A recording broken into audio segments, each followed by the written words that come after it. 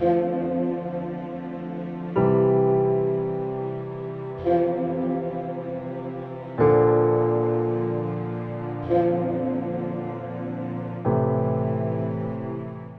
لیے آج کی تلاوت رسولوں کے اعمال 14واں باب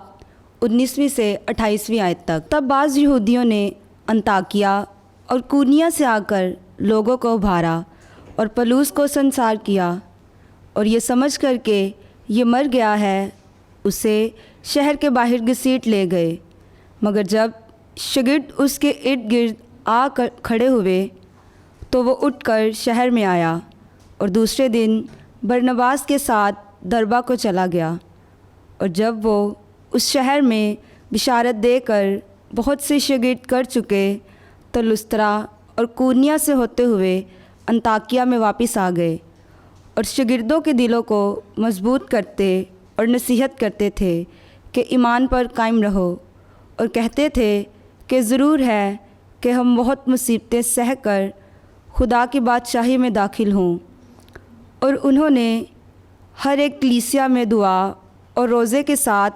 ہاتھ رکھ کر ان کے لیے کاہن مقرر کیے، اور انہیں خدا کے سپرد کیا جس پر وہ ایمان لائے تھے، اور پسیدیا سے ہوتے ہوئے پمفولیا میں پہنچے، اور پرجا میں خداوند کا کلام سنا کر اطالیہ کو گئے،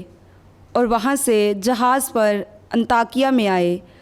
جہاں اس کام کے لیے خدا کے فضل کے سپرد کیے گئے تھے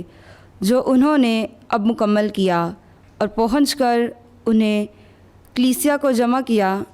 اور بیان کیا کہ خدا نے ہمارے ساتھ ہو کر کیا کچھ کیا،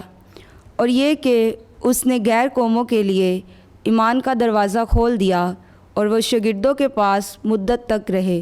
پاک کلام کے پڑھے اور سنے جانے پر خداوند کی خاص برکت ہو۔ خدا کا شکر ہو، آمین۔